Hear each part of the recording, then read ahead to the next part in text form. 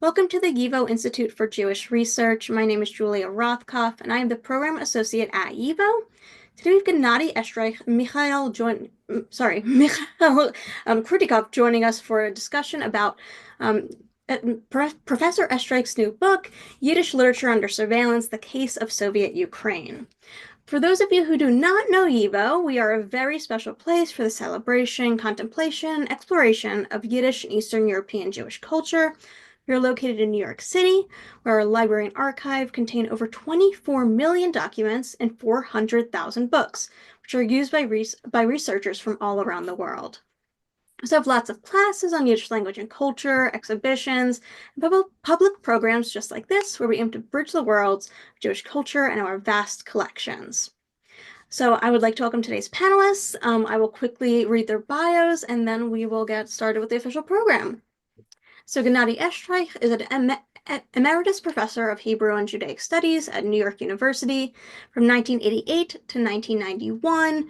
He worked as managing editor of Soviet Yiddish and later settled in England, studying for a doctoral degree at the University of Oxford and then working at the Oxford Institute for Yiddish Studies and in London at the School of Oriental and African Studies. In 2003, he began working at NYU's Skirball Department of Hebrew and Judaic Studies. His most recent books are Jews in the Soviet Union, A History After Stalin, 1953 to 1967, History of Birobidzhan, Building a Soviet Jewish Homeland in Siberia, and the book we are discussing today, Yiddish Literature Under Surveillance, The Case of Soviet Ukraine. All right, and we also have Mikhail Krutikov joining us. He holds a joint appointment in both the Slavic Department and the Frankel Center for Judaic Studies at University of Michigan. His book, Der Neuester Soviet Years, Yiddish Writer as Witness to the People, was published by Indiana University Press in 2019. And his other research projects explore literary representations of the urban spaces of Kyiv, Vilnius, and New York in Jewish writing in Yiddish, Russian, and English. He is series editor of Jews in Eastern Europe at Indiana University Press and a member of the editorial board of East European Jewish Affairs, and he wrote for Soviet Yiddish from 1989 to 1991. He also writes a weekly column on culture for the Yiddish Forward. So I will turn it over to our panelists, and thank you for joining. Thank you. Okay. Hello, everybody, and thank you for joining. Thank you for hosting this discussion. Thank you, Yiva. Thank you, Julia. And we hope we'll have an interesting discussion between Gennady and myself, but also among all our participants. So I really encourage you to think of questions. You can send them in chat, and we will talk about them maybe at the end of the program, but also just if something comes up really interesting, relevant, I can bring it up. But in the meantime, I will start with some questions about this book. Maybe I will try and share the cover of the book so that you can see what it looks like. All right, that should do. I hope you can see the cover, Yiddish Literature Under Surveillance, The Case of Soviet Ukraine. And before talking about the book itself, I wanted to ask Gennady, what brought you to this project? How did you come to this idea of writing a book about Yiddish, specifically in Ukraine? Did you discover some interesting materials? How did it really come to you to write this book? And then we'll talk about the book itself, okay? In fact, I wasn't planning to write this book. I just gave a paper at a conference. I wasn't present at the conference. It was during this COVID period. So we used to live in Zoom. Yeah. So there was a conference in Zoom, and I presented something. It was also surveillance and also Yiddish, maybe Yiddish writers under surveillance or whatever. And I received an email from an editor, acquisition editor of this publishing house, Lexington, suggesting, okay, maybe you can write a book. And after this signal, it triggered actually, why not? Because at that time, I was involved and still involved in a project on writing Soviet Jewish history in many volumes. And it's a project at New York University. And at the same time, I knew that Kyiv and Ukraine in general was and is the best place for getting archival material, because many archives in Russia are still either closed or it's difficult to get any material from them. But in Kyiv, especially, we could get archival material from the former Secret Service, beginning from the 1920s, 1930s, and so on, for the entire Soviet period. And there was a significant number of material that had to do with repressions against Yiddish writers. And Kyiv was the second important center for Yiddish literature in the Soviet Union. The first one was Moscow, but Kyiv, originally actually Kyiv was the most important, but gradually Moscow became the first. So, and quite a few Yiddish writers in Kyiv were victims of Stalinist repression. So I decided that why not? Why not? So, and I decided to write it. This was how it started, especially as in Kyiv at that time. Actually, he died as a result of this COVID that I mentioned before. Was our friend, my friend, and Mikhail's friend, Yefim Melamed, who actually helped a lot in getting material from the archives, and actually helped a lot in creating the concept itself, how to research, what to research in this specific field. Yeah. This was the beginning. Okay. Yeah. So we can see how it started from that opening up of the archives. And of course, now Ukraine is open and it's really encouraging, I think, scholars to investigate and to do more research on the Soviet period, especially in those very rich and I would say very spooky archives of the Soviet secret police organizations. But a large part of that story is still hidden from us because, of course, Moscow archives are closed and we never know when they will be open. And in a sense, these materials are the driver of this project because I think they provide the background, they provide the plots for many of the stories. And um, I was curious that you have chosen five characters, five heroes of your book, writers whose names are not really well known, not only outside of the former Soviet Union, but also in the Soviet Union. So we're talking about people like Avrom Abchuk, Hirsh Bloshteyn, Chaim Gildin, Itsik Kipnis, and Rive Balyasne. So maybe Kipnis is the only name that rings some bells, but others are really completely forgotten, and you reconstruct their life stories in a great amount of detail. While you're reading these stories, it's like reading, I don't know, thrillers, reading some novels. There's so many twists, and then it's really very dark stories. Most of them, well, all of them are. So what brought you to this character? Because, of course, when we talk about the Soviet literature, we have in mind a certain canon of names like Peretz Markish, David Bergelson, David Hofstein. If you look at the anthology of Yiddish literature by Shmeruk, they're all there. All of them were victims of persecutions in the 40s, almost all of them. So why these five characters? Yes, of course it was. Um, uh, there were a few things. First of all, they were new, not exactly new to me, because I previously published something in my previous books or separate articles. And of course, sometimes they appeared more as an extras rather than in the leading roles, but sometimes in more significant roles. But I decided the following, to have a couple of people with victims from the repressions in the 1930s, or at least before the Second World War, and a couple of them after the Second World War. And one of them was very specific. It's Hirsh Bloshteyn, who turned out to be an informer, or even an agent, who functioned in the papers this archival material under the name Kant.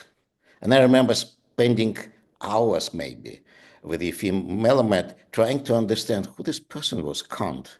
And naively, I decided, okay, let's find some association with Germany, with philosophy, God knows what. Now we know that usually it is hopeless to try to understand or to guess who the person is, judging by the name of the agent. Apparently, it was really the idea to select a name that had nothing to do with the person. Especially this Bloshteyn had nothing to do with philosophy and had nothing to do with Germany in general. So the bulk of the agents, and actually the papers are populated by numerous reports and agents in general, and usually it is still impossible to understand, or sometimes you can guess, but guess is not enough to publish. It is very sensitive. But sometimes, and in this case with Kant or Bloshteyn, it was simply a mistake. A mistake in one of the documents, or in two documents.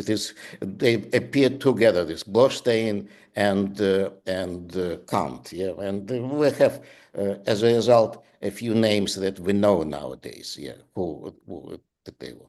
As for the victims, and he himself, he was actually, he operated as an agent at least for 20 years, beginning from the late 1930s, and I found some some links to his activities in the second half of the 1950s. He remained untouched by the repressions, and maybe it's a moment to mention that some of the agents would be afterwards also arrested and sometimes didn't survive, actually, but it wasn't his case.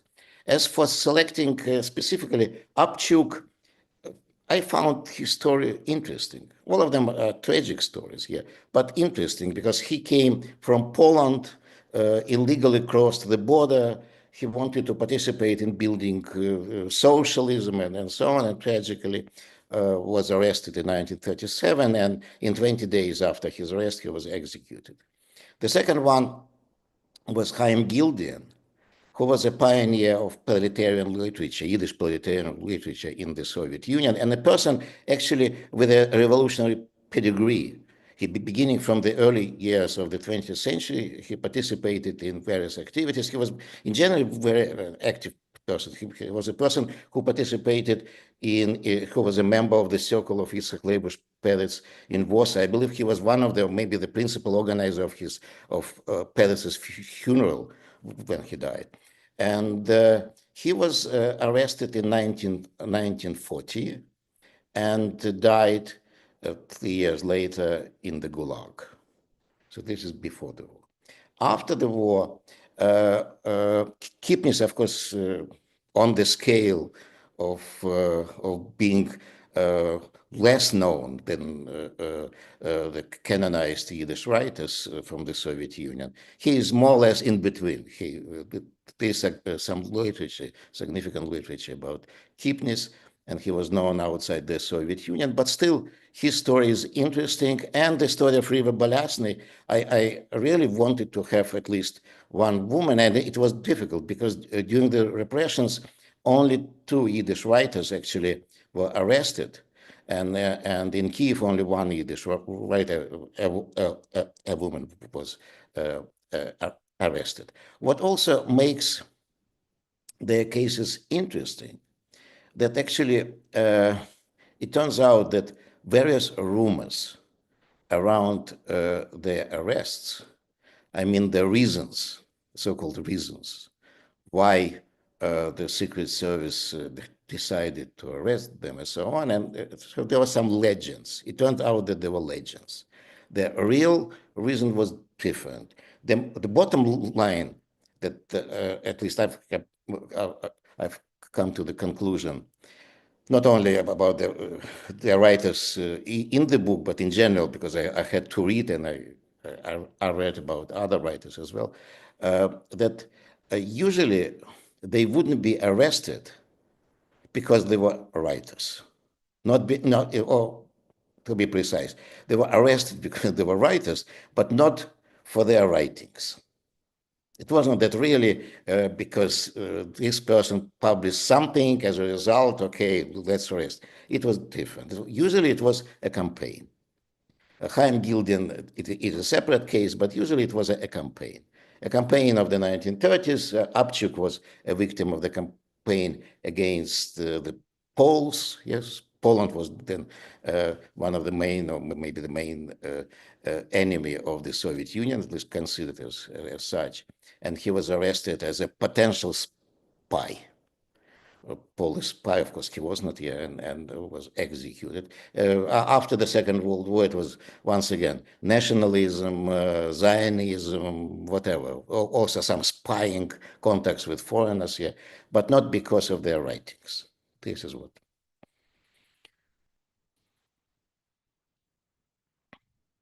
I believe you're muted.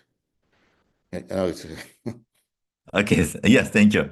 Yes, thank you, Gennady. Yes, but listening to your explanation, there is, of course, a question, I think, in some people's mind about another reason. Was it anti-Semitism? Were they arrested because they were Jewish and engaged in Yiddish literature? And was this maybe one of the reasons why they were arrested? So, when we speak about the repressions before the Second World War, as a rule, it had nothing to do with anti-Semitism. Abchuk was arrested and executed simply because he was from Poland. It wasn't even an anti-Jewish campaign, it was anti-Polish campaign. In this anti-Polish campaign, it meant not only ethnic Poles, but also those who came from Poland. Chaim Gildin was arrested because he was active. He wasn't a person to swallow everything, yes, to say yes. And he was really, and he believed that he was entitled to do it, given his pedigree, revolutionary pedigree also. And interestingly, that he was in 1937, he was expelled from the party. Then he was almost expelled from the writers' union and so on, but he couldn't stop himself. In 1940, he made an attempt to organize a group of Yiddish writers and to go to the central committee of the party and demand, why are you closing Yiddish schools? Why are you doing this? In the Soviet Union, there was such a saying that any initiative is punishable. And his initiative turned out to be seriously punishable. He was arrested and sent. After the Second World War, it's very difficult, and I write about this. On the one hand, it was during the war, there was established the Jewish Anti-Fascist Committee. The Jewish Anti-Fascist Committee was established as purely a propaganda unit, generating propaganda articles, whatever, publishing a newspaper mainly for the foreigners and so on. In any case, this was the idea. But the result was that given the situation of the war, that virtually all other newspapers and publications were closed down, and that the Jewish Anti-Fascist Committee, actually, it was a group of, to a significant degree, of leading Yiddish writers. So it became actually the center and the pillar for Yiddish culture in the Soviet Union.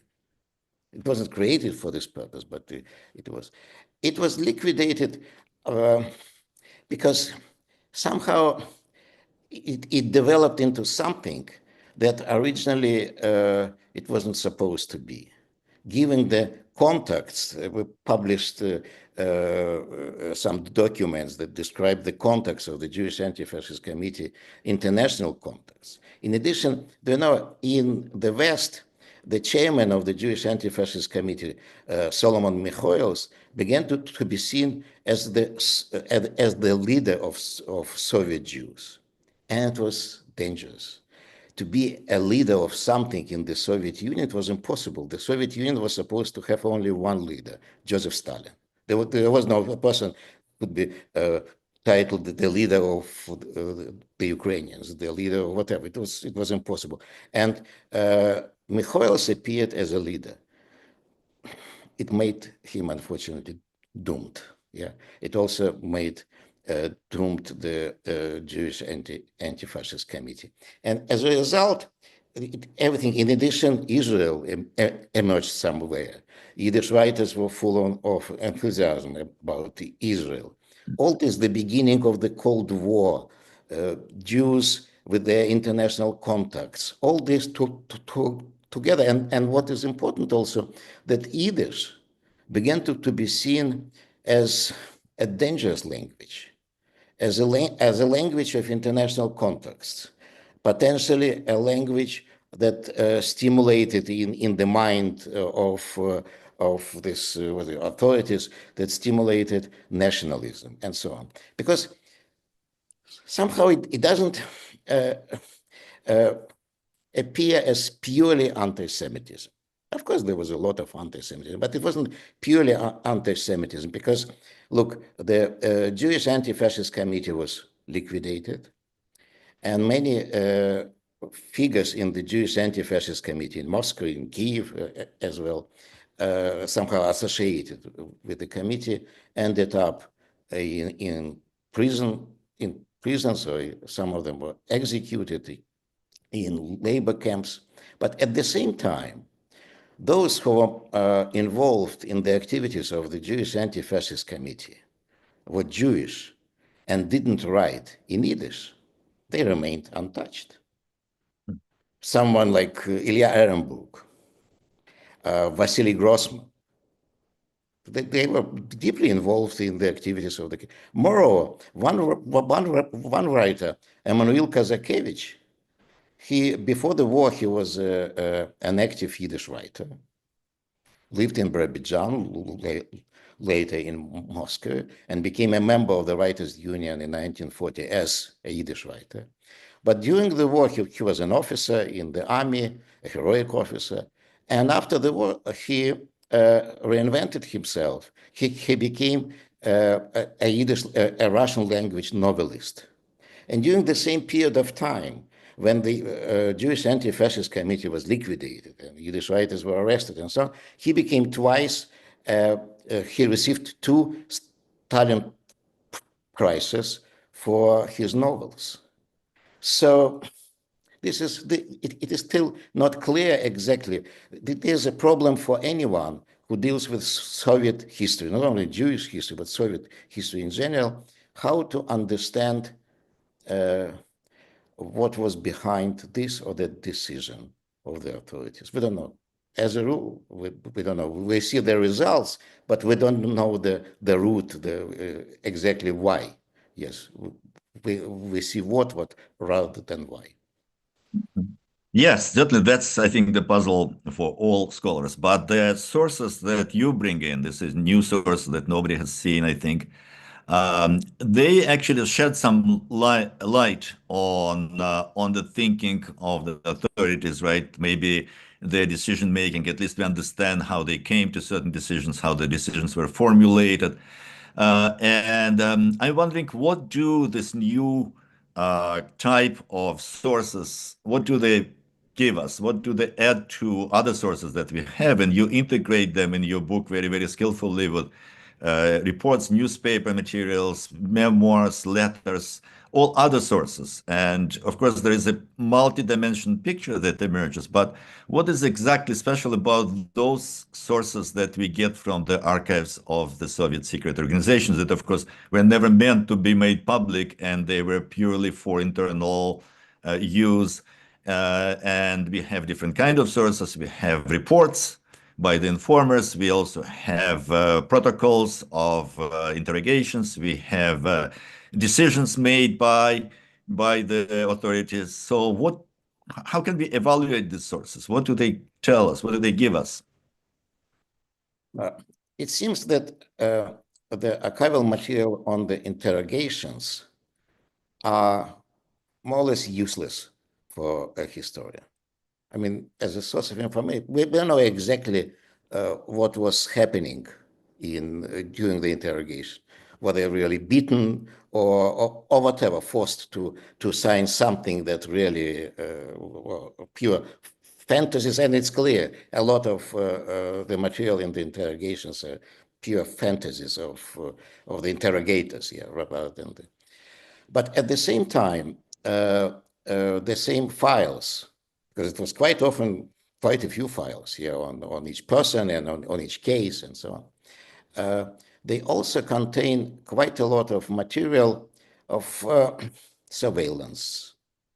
Some of the writers who acted as agents or informers were also instructed to write overviews.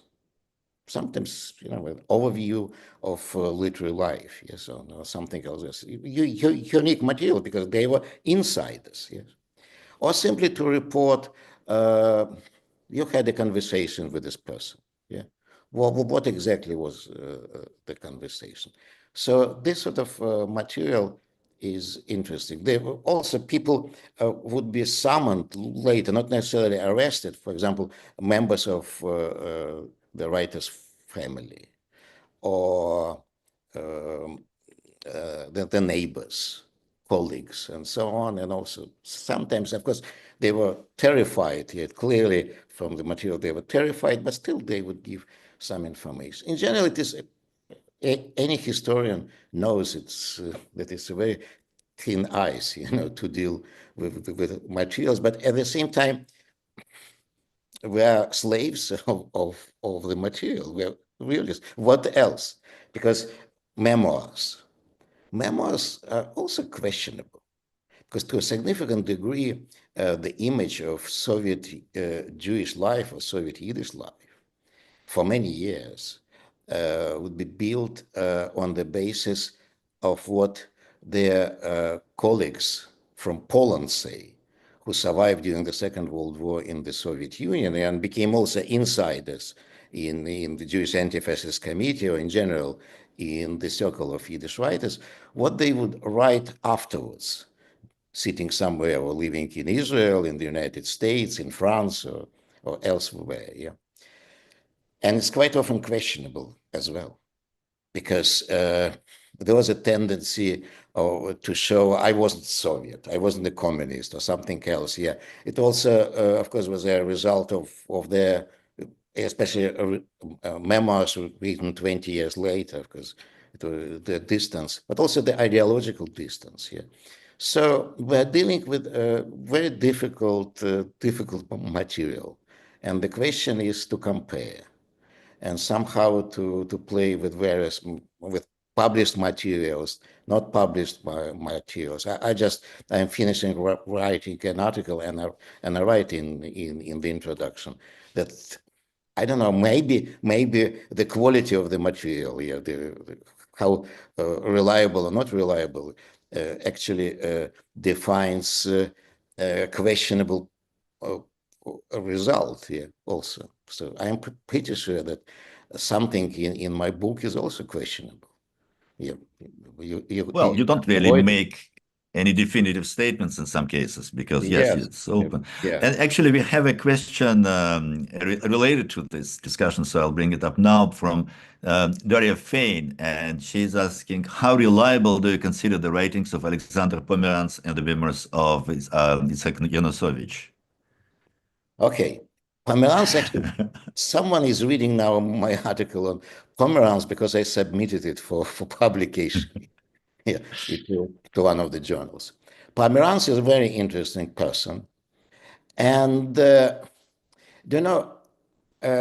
once again, writing about Pomerantz, I came to the conclusion that it's partly reliable, partly not, because he was also traumatized, significantly traumatized during this period of time. Of course, I'll just mention, not everyone knows that he was an American communist, yeah, member of the American Communist. I still couldn't find his, card communist card membership or whatever, but I believe that he was a member of the party, at least a member of the circle. And his case is unique because he went to the Soviet Union in the early 1930s, and he produced his dissertation in Kyiv, actually, and it was published in Kyiv by the Ukrainian Academy of Sciences in Ukrainian, in Yiddish.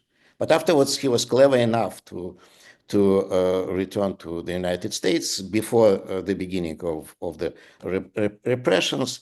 And in 1940, in 1950, he was one of those who, even before some information, the information came more or less clear information only in 1956 about the repressions. But even before 1956, 6 years earlier, he left the communist movement, and he was really traumatized. He was really traumatized, so it is shaky. As for Yanukovych, it's an excellent book, yes. He was from Poland and spent quite a few years in the Soviet Union before moving out from the Soviet Union back to Poland and later elsewhere. And his book is actually divided, Hofstein, Pfeffer, and so on, very well written. My impression that it is reliable in what sense? It is reliable that he really meant it. And he really believed that this is what he was painting was really a reflection of reality. To what extent it was a reflection of reality? Once again, we will have to double check, because his portrayal is very personal. It's his portrayal. It's his perception. And quite possible that a person with a different surname next to him would have written something different here. But still, it's very useful. It's very useful. Thank you. Now I want really to turn to this figure of Hirsh Bloshteyn, who is, of course, stands out in among your five writers, because four of them are victims, and he's in some ways part of the repressing apparatus, a perpetrator, we can say. What can we learn from his? And he was quite prolific, I think, in writing these reports, and he seems like to have enjoyed this, right? His position of an informer, of somebody who can control the fates of other people without really manipulate, without them knowing it, of course. What kind of character, what do we learn from these reports? Not at the level of information where it's accurate or not, but in terms of, as a literary figure, as a literary character, what kind of character? Why did he do this? What was his interest apart from maybe just survival? Did he enjoy it? His life was pretty picturesque, right? He moved from Lithuania to Argentina to Azerbaijan. It's actually another thing that is amazing, very interesting in your book is the global scope of this. It's Ukraine, but it's also Poland, it's also the United States, it's South America, it's Azerbaijan. It shows really how global Yiddish literature was, even the Soviet Yiddish literature. But going to Bloshteyn, what kind of man was Again, yeah, it's very difficult. Actually, I mentioned that I knew some of them before. Yeah, personally, of course, I didn't know them, but I knew of them, yeah, before. And actually, when we took together with Mikhail, there was a Yiddish journal for a few years in Oxford, even a monthly, literally monthly, Depend. And suddenly, a relative of relatives of Bloshteyn came to Oxford with letters, not his letters, but his father, who lived in Manchester, I believe, received letters from, or at that time he lived in Paris, received letters from Bloshteyn, who at that time lived in Lithuania. And we published it. I had no idea that he was an agent or whatever. At that time, he was just a writer. So it's a person who apparently was talented as a poet, not a great poet, but a poet, as a writer, very active, looking for something, always. He was from Lithuania, and during the First World War, He was either expelled or evacuated himself to Russia, and the First World War he lived in Russia proper, or in Ukraine, if we reflect the contemporary geography. Later he returned to Lithuania, and he wrote always that in Lithuania he felt being boxed, claustrophobic, because Lithuania was small. Vilna wasn't Lithuania at that time, I mean, of the state. And he was looking where to go, and finally he decided to go to Argentina. In Argentina, he became active, edited a journal, and the problem was that the journal was pro-Soviet.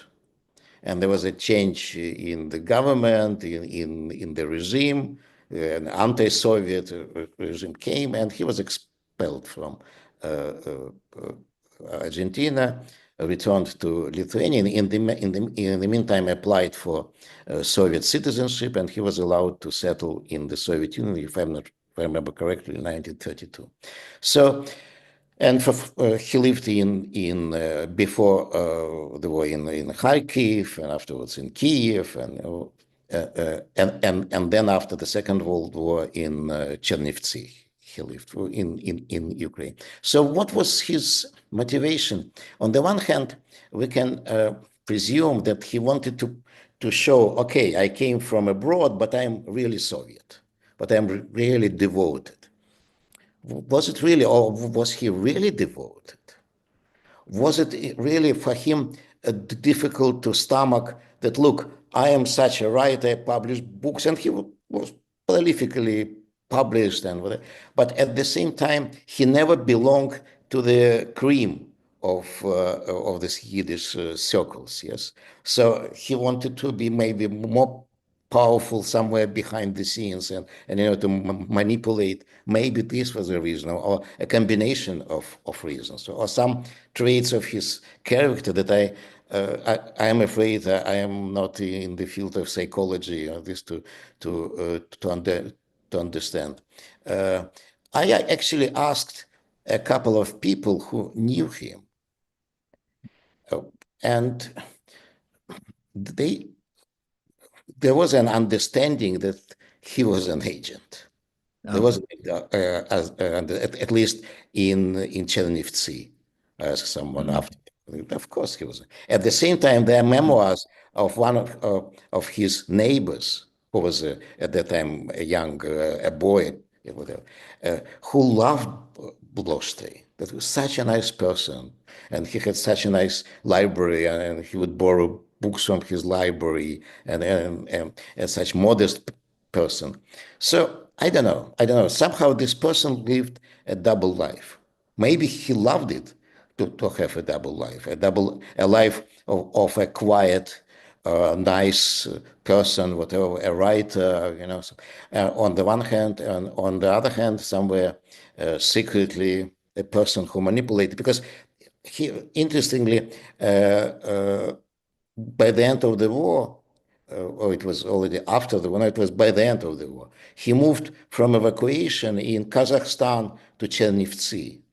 And he himself came to the local secret service to report, I am here, I am ready to operate. Somehow it apparently became part of his life, and he enjoyed it, yes. This is what I can...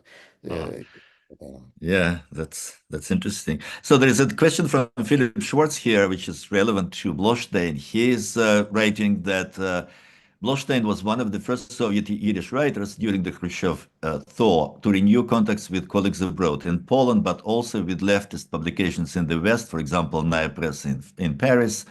Does this relate in any way to his working as an agent for the Secret Service? I don't believe so. It's really a general problem for many of them, or even for all of them, that Stalin died. Those who survived outside the whole system of the Gulag continued to be outside, and those who survived in the Gulag started coming back and reintegrating into society. But the problem was where to publish their stuff, Because initially the idea was, and it was really, they were informed about this idea, okay, continue writing in Yiddish, but we are not going to publish you in Yiddish. We're going to publish your translations. And actually, really, in the 1950s, a very significant number of translations came out, books, yeah, in periodicals and so on. But still, of course, they wanted to be published in Yiddish. And a way out was found somehow that there were communist Yiddish publications abroad. So in Poland, there was a newspaper and there was a journal. In the United States, of course, there was Morgan Freiheit. And in Paris, there was also a communist newspaper. So apparently in their mind, it was that, look, if we send to a communist newspaper, it's kosher, yeah? Moreover, there was a person who in Moscow was in charge of links with this publication. His name was Shloime Rabinovich, yes. And Shloime Rabinovich could even pay, not he would pay, but he would organize payment. Okay, we send something to a communist publication and they would receive some royalties for this. But many of them actually bypassed Rabinovich and sent directly to the publication. So it was considered kosher. There was only one scandal in which actually Bloshteyn was involved. There was a poet in Chernivtsi, Meir Haratz, and he published poems in Warsaw that the contents was questionable from the Soviet point of view, and there was a scandal, and Bloshteyn was active in officially condemning Haras. There was a meeting, whatever. Yeah. But no, it wasn't really his mission as an agent. Yeah. Though, by the way, I just said it. I came across there were really secret journals published by the KGB for the internal consumption. Yes. And one of the journals that are now available, in this case, I came across not in the archive of in Kyiv, but in Vilnius. Yes, they made it available. There was a separate issue, actually almost entirely devoted to the question, to the issue of Jewish life. And there was an article, and they in this article, this person wrote, the officer, KGB officer from Leningrad, that there was a guy who was very active with Yiddish theater or whatever. And once they summoned him, and actually they recruited him. And this guy would write articles. Actually, it was easy to understand who this guy was. Yeah, that he would write articles to foreign newspapers, and this was useful. It was an article that such articles that demonstrated that the Soviet Union allowed various Jewish activities to exist, to develop in the Soviet Union. Mm-hmm. All right. Well, wow. So there are two questions which I think we can bring together about two characters who were rumored to be agents. Philip Schwartz is asking, wasn't Rive Balyasne an informant at one point? And he says 1936. And then Daria Fein asks about Itsik Pfeffer. She says that Alexander Pomeranz defended Itsik Pfeffer. He implies that he acted first out of conviction and then later out of compulsion. Others denounce Pfeffer as a complete informer. Is there any further discussion concerning them? So were they agents or were they not agents? What can we say? Okay, I'll start. Pfeffer, not lady first, but Pfeffer will be. So Pfeffer, when you read the archival sources, he was, for many years, he was the most horrible person, number one, among Yiddish writers. So he was the leader of the Trotskyist nationalist gang, yes, and even maybe a spy. His wife was actually expelled from the party as a Trotskyist, yeah, and his position was very shaky very shaky, and it's still surprising that he survived, that he wasn't arrested. He was removed as an editor of a Yiddish publication in Kyiv and so on. But he survived. So apparently, until the 1940s, he became an agent during the war. And it's important to understand the meaning of an agent. Let's try to imagine you are in the Soviet Union and you are a writer or whoever, and the Secret Service invites you or summons you, tells you, look, we need you. You're a Soviet citizen, you're a communist. Pfeffer was a communist from 1919. So you have to be useful. Moreover, a person as Pfeffer, who became actually finally the secretary of the Jewish Anti-Fascist Committee, actually the head of the whole apparatus, because Solomon Michaelis was the chairman, but he was at the theater. But Pfeffer was running the whole apparatus. Such a person was supposed to have contacts, direct contacts, and to report and so on with KGB, being officially an agent or not. Yeah. So this is the issue with it's not to justify, but his position actually implied it 100%. As for Rive Balyasne, I read a lot about Rive Balyasne. Rive Balyasne, it is a very tragic story. She was 100% a Soviet person, maybe 200% a Soviet person, a product of Soviet upbringing, from a very poor family, half family. Her father was in Argentina. He left, and they struggled really to survive. Her mother and two sisters, I believe. In any case, and suddenly she became, as a result of actually, Itsik Pfeffer found her. He came to a factory where she published her poem in a wall newspaper. Can you imagine, written wall? And he encouraged her to become really professional, and she graduated from a university and so on. And she was really, her position was, she was a censor. It was officially, her position was to be in the committee that actually monitored and would give permission or not to give permission to publish something. This can be treated as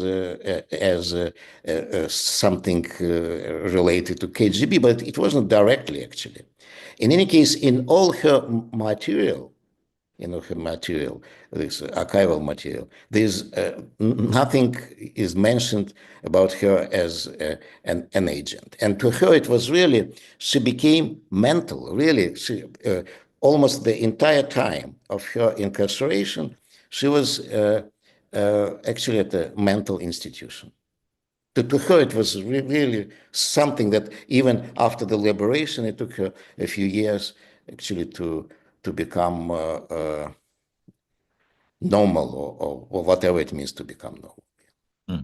Yeah, so just to clarify, so an agent is a certain position that you are recruited, you sign a certain agreement, and you provide materials. So it's a very clearly defined function. And there are many other ways of collaborating with the secret organs, which doesn't define you as an agent in this sense, right? Yeah. There was a system. That's important. Some people were informers. Some people, they appear as a source.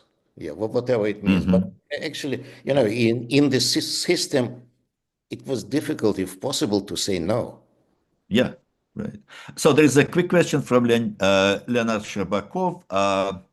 Did the reports of Bloshteyn include mainly in ideological information on literary people, or did he report on ordinary people as well? So was his brief just to... Yes. No, from what I know, he was focused. In general, people who were in charge, I mean, the officers, the secret police officers, they usually preferred agents to focus on something. There's a case of a Ukrainian writer, Yuri Smolich, who was time and again instructed, focus on Ukrainian writers. But he continued to report about Yiddish writers, Dernister or Hannah Levin. They were his neighbors. And actually his reports, is also an interesting case, were quite positive. There's also a unique case where when you compare his report on Dernister and afterwards what he published as memoirs about Dernister, it's pretty close, yes, whatever. So, yeah, but I don't remember. I remember never seeing any documents associated with Bloshteyn that had nothing to do with Yiddish. There was one case in the mid 50s already, when he was involved with a legacy of a Hebrew language writer. So a Hebrew language writer died, and his manuscripts were at his sister's. Anyway, there was something like this, but it's unique. Usually it's Yiddish. All right, and we have two questions from Philip Schwartz. I will try to combine them. One is about the generational conflicts. Did generational conflicts among Yiddish writers have any impact on surveillance or persecutions at all? Did they play any role in this kind of difference of writers who grew up before the revolution and then during the Soviet period? And the second question is that does the perception that writers were persecuted for what they wrote have any merit at all? Maybe in some cases. If not, and if persecution is mostly arbitrary, how do you explain that most Soviet Yiddish writers seem to think that it is about their writing and at least according to publisher memoirs? Yeah, that's right. It's exactly what I mentioned before, that judging by the memoirs, this writer was arrested because of their reality is it's not even mentioned sometimes in the case. Do you know what? I'll answer the second question, but about their writings. It's important to divide understanding in our understanding of the repressions. It's important to keep in mind that there were more than two phases, but I'll divide it into phases. One phase was 1937 and 1938. At that time, the Secret Service would receive some numbers quite often, that in your area, we presume you have 100 spies or whatever. And they didn't have time even, and when we see the cases, the files, they didn't have time even to interrogate them properly. It's usually people would be arrested. It was they were doomed from the very beginning, beaten or not beaten or whatever. In any case, very soon they would be divided into categories. One category executed very soon, or almost immediately, and the second category sent to the camps. There was it was really fantasies. You're a Japanese spy, or you tried to poison someone with a gefilte fish. It was really fantasies, yeah. But the fantasies that led to tragedies. In 1938, in November 1938, this phase was over. The decision was, okay, let's stop. By that time, hundreds of thousands were murdered or sent beyond the pale. Yeah. But it was over, and the instruction was, you have to create a case. Not the instruction was not please stop creating fantasies. You can create fantasies, and you have to create fantasies, but you have to create a case, somehow to a convincing case. Therefore, Yiddish writers, when they would be arrested for God knows what, yes, the investigators would create a case also, creating even, there was an interesting phenomenon that remains not researched, of literary commissions. A Yiddish writer, for example, would be arrested, And the literary commission, I know even a case when two literary commissions were established to read their stuff and to write a conclusion. That this is you do this, whatever. I know even a case when the arrested writer said, no, I disagree with this, and wrote many pages of his disagreement.